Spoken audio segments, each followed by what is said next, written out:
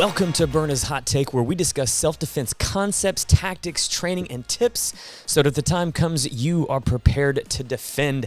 Today, I have a special guest for you guys, Geoffrey Gainer, who is a career law enforcement officer and use of force expert. Geoff spent his time as a police officer in Texas, not only as a SWAT operator, but also as a use of force expert, doing all that he can to make sure that he understands not just the conceptual and practical applications of force, but the physiology behind actually what is happening to your brain and your body when you get into a critical incident. Geoff, thanks for joining us today. We're very excited to have you here. Man, you really have a pretty extensive CV when it comes to force application and force science. So what was a process like getting to where you are today? So I come from a background in the Marines. I worked at a district attorney's office during college, and it got me exposed to some of these critical incidents. I went into law enforcement, of course, afterwards. Then I became SWAT operator. I'm just kind of like building on these deals, but I've always had a passion for training, and I saw this. I had the ability to explain this stuff to the layman better than some other folks, more or less. So I kind of took that as like the momentum, and I want to learn more, and every time I want to learn more, I want to teach somebody else. So it progressed from teaching use of force in the academy to becoming a defensive tactics instructor, going to a few different defensive tactics stuff, becoming proficient in all these different less lethal force options and firearms qualifications and instructing. And I went through de-escalation. Of course, that's a big buzzword right now, and of course it has its place in use of force. So I'm an instructor in that. I took it a step further. I went to the FLETC use of force instructor training program. Explain FLETC for everyone. So Federal Law Enforcement Training Center. The bee's knees, of law enforcement training. They do. Everybody has their opinion, but they're the ones that train. Our federal law enforcement, FBI, ATF, DEA, all that when it comes to law and use of force and all that stuff. Absolutely, and they roll out all the stops. I mean, it's extensive, 80 hours worth of. Really crunching down on all the applicable case law, the applications, the training, the mental processes. I mean, it is very extensive. So graduated that program.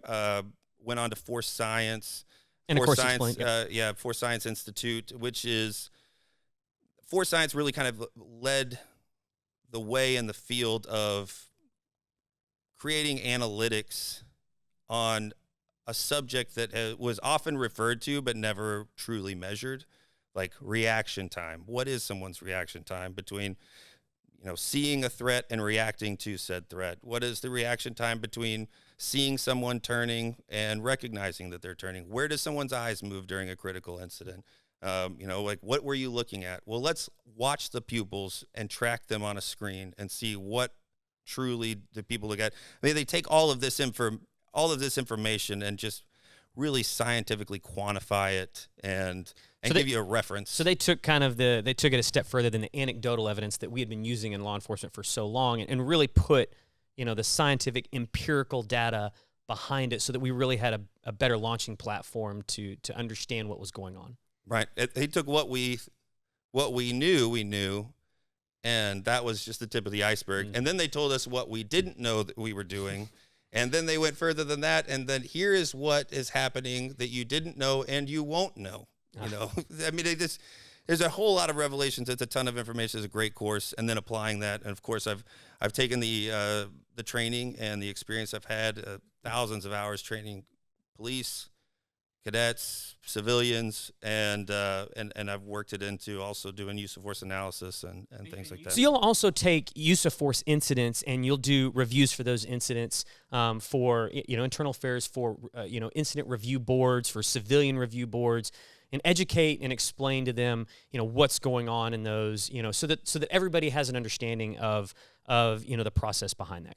Right. I take use of force, determine its reasonableness, determine things that we need to, maybe patterns that we need to improve upon, training that needs to be altered, training that needs to be implemented, or this is unreasonable, and render an opinion that this is inappropriate. So you've really spent a career not only, kind of being an expert in the application of force, but also in the review of its of its, origination, its function, and then its appropriateness on the back end as well. And more importantly, what I find myself and what I think you brought me here to explain is what you don't see happening that's actually happening. What's going on behind the scenes in the brain and all that. We always analyze these things from the comfort of our own home and from the safety of our environment in a very clean, very safe place. And we're analytically looking at these things. And there's, obviously enormous amounts of case law and studies and all these things that talk about how that is not the appropriate way to view a use of force because of the stress, emotional, and all these different factors that come into play. So let's go right into it, because you really kind of brought it up right there. You talked about the stress, the emotional, the mental factors, everything that goes into play when somebody has to utilize force or is in a critical incident or is threatened. Their safety is threatened. So just what's going on when somebody, your average citizen, we're not talking about necessarily law enforcement here, we're talking about everybody. What's going on with it? And we get a lot of people that say, if I have to shoot somebody, or if I get into a use of force, or if I get into some kind of critical incident, like I know I'll be fine. Like I'm sure I'll be fine. I'm strong, or I'm mentally strong or whatnot. What's really going to happen? What do the statistics show us, and what's really going to happen in that case when they do get into that critical incident? And how can they make sure they're prepared for that? Right. So one of the biggest things is, to your point, that I hear the most often, especially when we're talking about civilians or people that have not been in this incident, but yet they feel very confident in how they would approach it or deal with it, is I would never do this. I would always do this. I would do whatever first. These very specific things. What we have found out, and I say we meaning just the use of force community and people that analyze critical events or that debrief critical events with the people that were involved in them, and then taking that information and going over to the doctors and the neuroscientists and saying, like, what is happening here? Describe to me, and let's fuse these things together. Is this, and this is going to be an oversimplification of it, but if you were to take somebody's brain and cut it in half, you call it the upper and the lower brain. So your upper brain is the thoughts that we all have. It's what most people consider to be it's the only part that you're really conscious of, right? It is your conscious brain. I want to think about this gun. I want to look around this room, and I want to think about what I would want to do with this room. Or where am I going to go for lunch? All these things happen in your upper brain, your cerebral cortex. It is what allows you to have abstract thought, think about something that you've never thought of before, critically analyze a problem that you've never dealt with before. It's great. It's what separates us from animals, right? It is the end-all, be-all separation. We can think and think about things that we've never done. Your lower brain does so many more things than your upper brain. Your upper brain does one task at a time. It thinks about one thing at a time. And sometimes you think people are scatterbrained, or my brain's all over the place. Well, that's because it's thinking about this and thinking about that, but it's really one thing at a time. Your lower brain, which is the brain that takes over in that high-stress situation, that sympathetic nervous system response, can handle multiple tasks simultaneously at a speed that dwarfs your upper brain. It is the part of your brain that makes the decisions. It is incapable of speech or the concept of language. It bases everything purely on emotion, that emotion being, and women love this part of the lecture because they get to look at their husbands and be like, see, we all make decisions based upon emotion, right? So your lower brain, it's marrying these, like, fear, the fear of an imminent threat, the fear of death, worry, frustration, aggression, all of these things, these feelings, and this big homogeneous mixture are deciding what it is that you're going to do. And the list of options that it's deciding from are memories. Now, it's an important distinction because it is retrieving memories of things that it has done, actions that it has performed, or things that the upper brain has thought about or conceptualized that it is remembering. The important thing is that the lower brain works down. into the memories. It does not have the ability to grab a hold of something, a highly stressful situation, and I feel like I'm in imminent danger. My stress level goes up. All of a sudden, my lower brain kicks in. It just turns off the whole thinking part because we got to work fast. I think you said it before. It's like the AI of the brain, right? It takes over. You don't get to choose whether it takes over. It happens.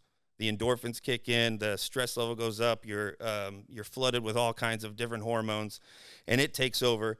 And it can only grab a hold of what it has done before.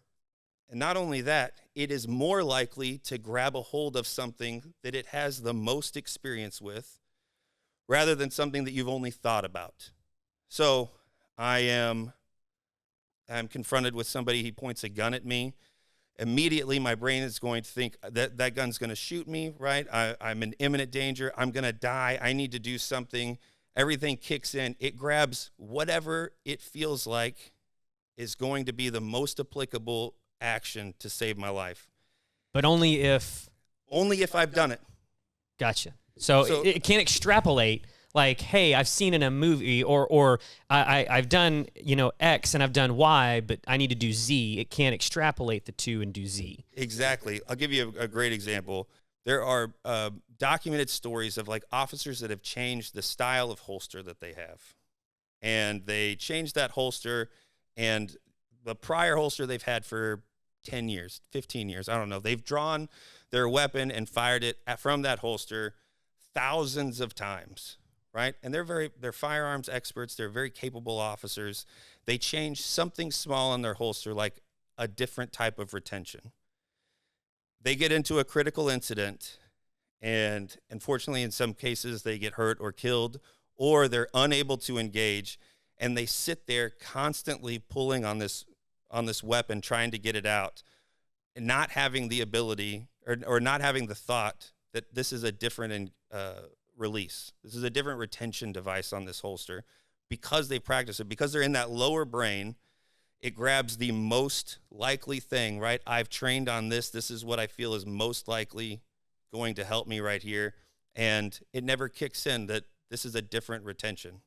So because they've ingrained that particular action, but that response to that stimuli, that's where the lower brain goes. It's not going to say, look, I understand that you have a different retention device, but we still need to draw this weapon.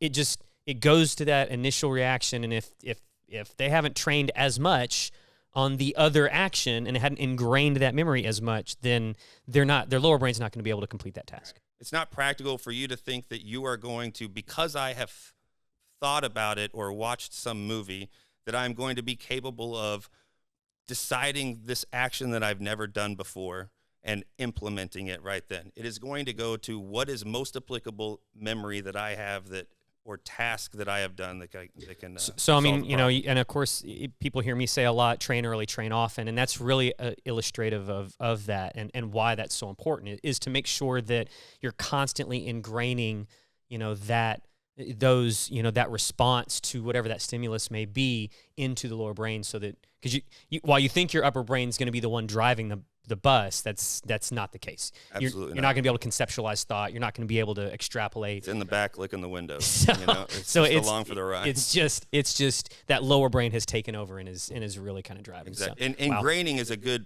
point, because an analogy I use all the time is like a wide open field with tall grass.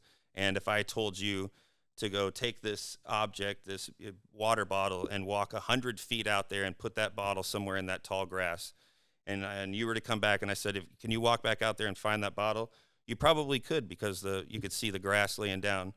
But tomorrow, the next day, if I ask you to come back a week later, having never traveled that again, a year later, 3 years later, however far away that you get from that initial time that you drop it off, the likelihood that you're going to be able to find that is very slim, right?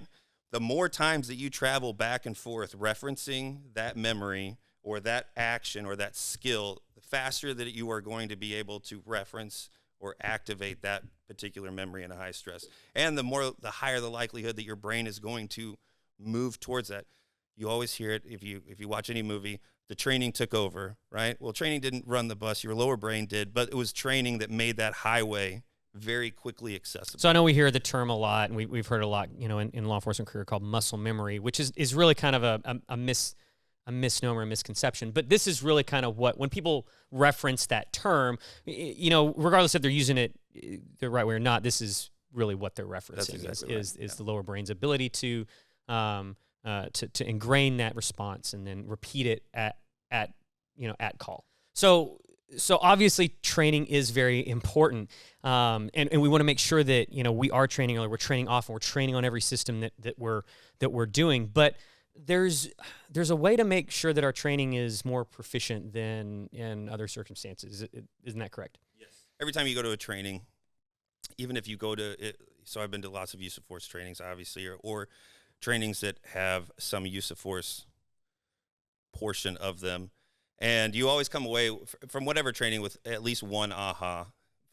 Force science was the whole thing was kind of an aha. FLETC, there's tons of ahas. But one big one thing that hit me hard and that I took back, I implemented, on training with the team, is so they gave the statistic, and it hit me close to home because I'm a firearms guy, a firearms instructor, and I'm on the SWAT team, and I love that stuff, and we train all the time on getting that group just a little bit smaller, getting those shots a little bit faster. And so they said, okay, let's quantify this. How much, you have all of this training, would you consider yourself an expert? And they got this group of people, all right, from all different backgrounds, and they said, all right, experts in firearms, come over here to this group. Complete novices, I mean, you don't know anything, come over here.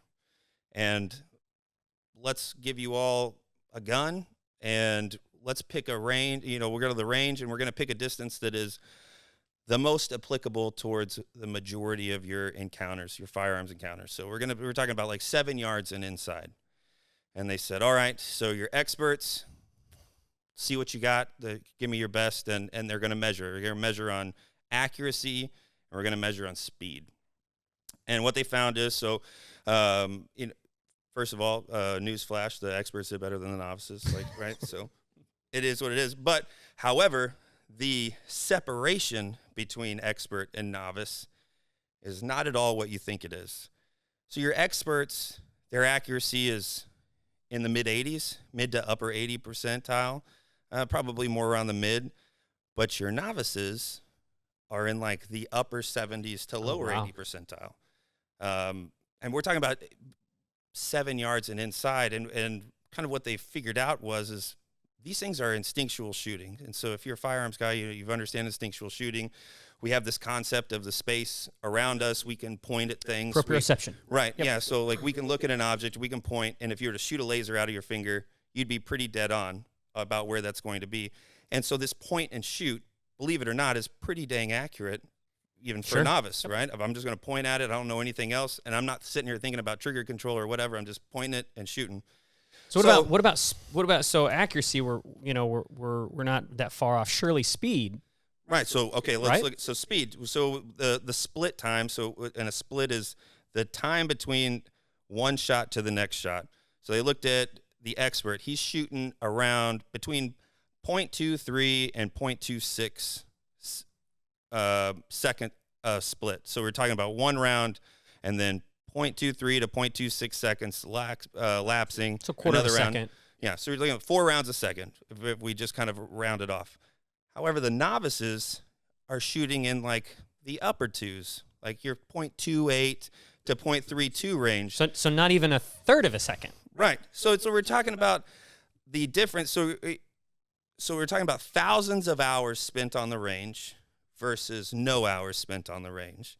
And what is the benefit that this person is getting over this? They're getting maybe 5 to 8% better hit rate, and about 1 round per 9 rounds more than the novice. So the thousands of hours that you spent here on the range gives you a 5 to 8% chance of being more accurate than the person that you're going up against, assuming that they have no experience. And you have to shoot 9 rounds to get 1 extra round out Then you're not. Then you're novice going counterpart. against, right? Exactly. So, Wow. and not only that, the expert predominantly hits center mass, and they're shooting in the upper 80th percentile, right? Mid to upper 80s. The novice is shooting in the high 70s to low 80s, predominantly hitting in the head and neck. Does that have to do with that's where focus they're is? looking, That's where they're right? looking. That's The experts have trained to look center mass. It's the highest probability of hit, but a novice, people in general, just like we're doing right now, look at each other in the face. Like, this is where we look. This is where we instinctually shoot. So knowing that and understanding that obviously that kind of training is important, but that's not all we have to be doing. How can we better, kind of focus, or not necessarily better, but what do we need to be training on top of that to really improve that efficacy, in a critical incident? Right. So thank goodness that wasn't the end of that particular block. Otherwise, you're just like, well, we're all screwed. Yeah. Why are we training? Why are we even do this? So what they basically said was that going out to the range and practicing that skill, that's a skill building, a box style training. I'm going to isolate a single skill, and I'm going to train on that single skill. And what they said was, we train that first, and we go later on into other things. And it's like we slowly apply these scenarios and things like that. And it should be the exact opposite. The more time, so the actual act of shooting this gun and shooting it accurately takes a very small amount of time. What takes the most time and what training can improve the most of is effectively diagnosing what is happening, deciding what it is that you're going to do, referencing that particular action of what it is, and then implementing it. That process right there takes so much longer than pulling the trigger and making sure that you're on target, or pulling the trigger as fast as you can. That process is what differentiates a novice from an expert when you're talking about not necessarily a block skill of shooting, but we're talking about an expert in a particular field, whether it be martial arts and defensive tactics, or you're a young officer from an old officer, a brand new guy in the military to the experienced guy. Like the big things are, you can reach a very high level of skill in a niche deal like shooting fairly quickly. Being able to take an incredible amount of information and referencing only what is needed in a very quick manner and applying a decision to that information, that is what takes a long time. You gave me a really good example earlier when we were talking about it, about how, you talk about experts to novices, on when it comes to processing. And of course, it's, law enforcement does this every day. They're assessing people and problems, hundreds of times every day. And you gave a really good example that I think kind of helps illustrate, the concept that we're talking about.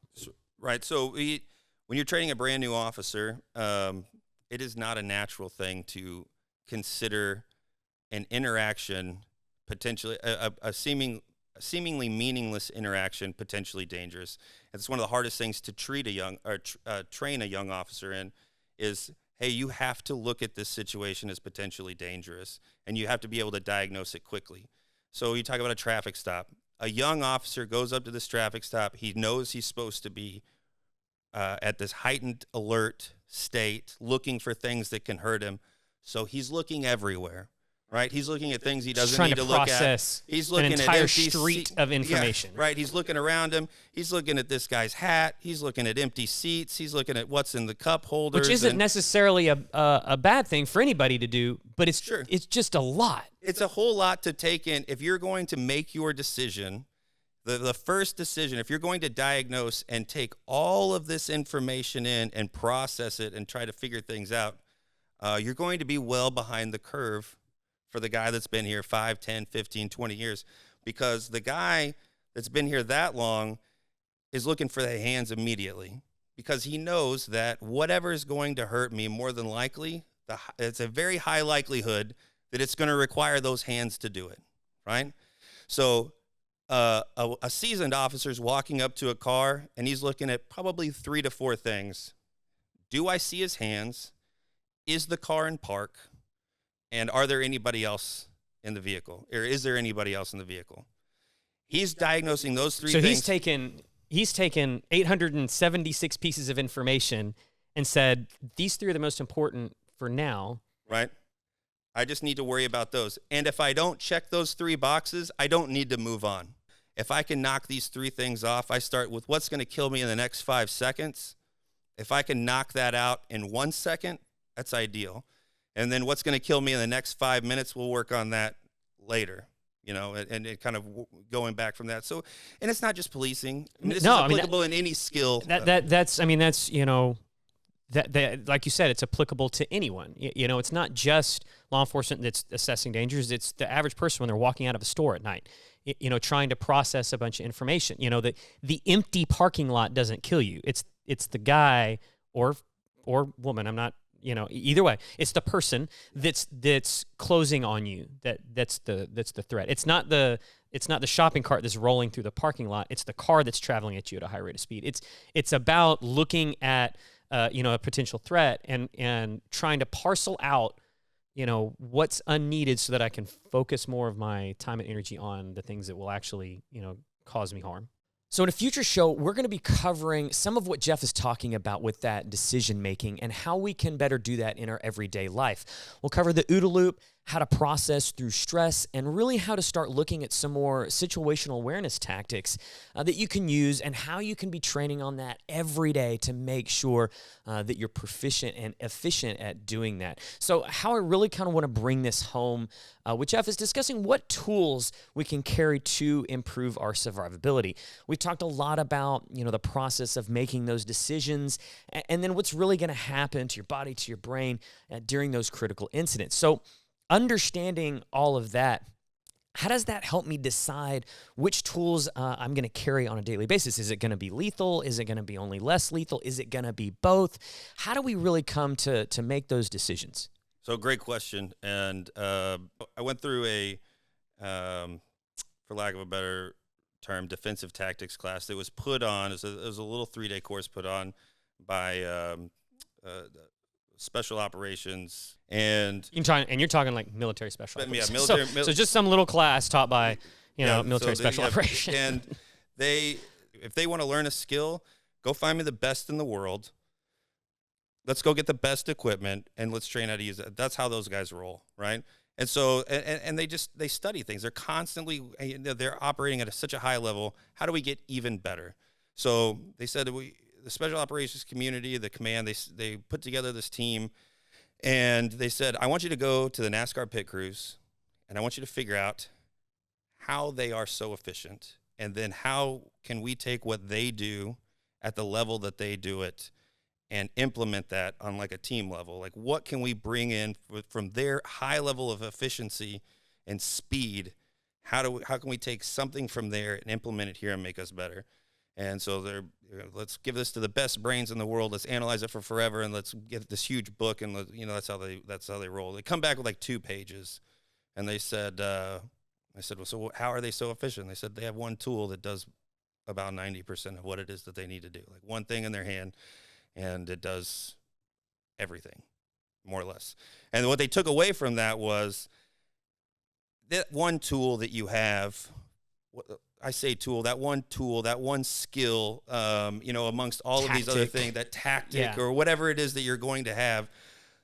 What they said was, like, whatever it is, have something that's applicable in the most situations that that you could possibly come into contact with, and train on it so that your skill level and that particular technique, tool, whatever it is so high that even if this isn't the absolute perfect tool for this specific situation, your proficiency, efficiency, and effectiveness in utilizing it is far superior than it would be to try to learn multiple tactics, all these different tools, because you could pick the perfect tool for any perfect situation, and you could pick a different tool for each one that has just some subtle difference or something like that. But honestly, learning kind of like the trails in the in referencing and retrieving whatever it is that you're going to get. Not to mention, to go back to the force science and the analytics behind once I give you more than one option, the decision-making process starts becoming longer, and it becomes exponentially longer the more options that I give you, right? If you have to make a decision between these two things, you're going to make that decision faster than I do between these three things. Or if I give you these four things, even if two of the four are completely irrelevant, just the fact that they're there makes this decision take longer. So they said we could, like, we're the special operations guys. Like, we train the best in the world. We've done jiu-jitsu our entire lives and all of these different things, and we know thousands of moves, but we're going to train you three because they're applicable in the most amount of situations that you will find yourself in. Like, fundamentally, these things, and that concept can be applied to anything. I mean, it can be applied to anything that you want to become more efficient with, more effective with. And when you're talking about something that's self-defense, life, when seconds matter, efficiency matters, I mean, nothing's more applicable than that. So. Yeah, and you kind of said it there too. It's not just about the tool; it's about the tactic. It's about that, that particular route that you're going to take. But definitely, with the tool, having something that is going to be applicable in more situations, you're 100% right. It eliminates that paralysis by analysis that so many people get when they can't make a decision because too many options are presented to them. And so to be able to carry the tool that's going to be the most applicable and that you're going to be proficient with, you're going to be proficient with, rather than so many options that you may or may not, is really, I can see where that can be so vital, when it comes down to quarters of seconds, as we were talking about in a critical incident. Geoff, so much good information today, man. I mean, a lot of aha moments. Can you boil it down for just the really kind of the main takeaways that we can really get from our discussion today? Absolutely. So number one, if you've never done it before, don't expect to do it in a critical situation. Number two, if you're going to train on something, train the decision-making process prior to or more than the skill itself, because it's going to take far longer to process the information and decide the task than it is to perform it. Number three, and probably most applicable to you, if you're going to pick a tool, a technique, a style, whatever it is you're going to be, whatever the case may be, pick the thing that is the most applicable to the broadest amount of situations, or to the most applicable to the to everything that you may come into contact with, and train that one thing, because your efficiency and effectiveness with that one thing is going to be far superior than it would be trying to learn multiple things. Man, perfectly put. Geoff, thanks so much for joining us. Byrna Nation, if you'd like to hear more about the empirical data and the science and physiology behind what happens to you in a critical incident, let us know. We'd love to hear what you guys think. And of course, make sure that you subscribe to our podcast on all the major podcast platforms like Apple, Spotify, Google, Amazon Music, and the many other platforms, all your favorites. And then, of course, subscribe to our YouTube channel to make sure that you're staying up to date on all the new releases, all the pro tips, and the customer stories that we have coming in. Geoff, thanks again so much for your time and giving us a behind-the-scenes look on what it's really going to be like in a critical incident. I look forward to having you back on the show so we can talk more about really how to prepare for those instances that we're talking about. Byrna Nation, stay tuned to make sure that if the time comes, you are prepared to defend.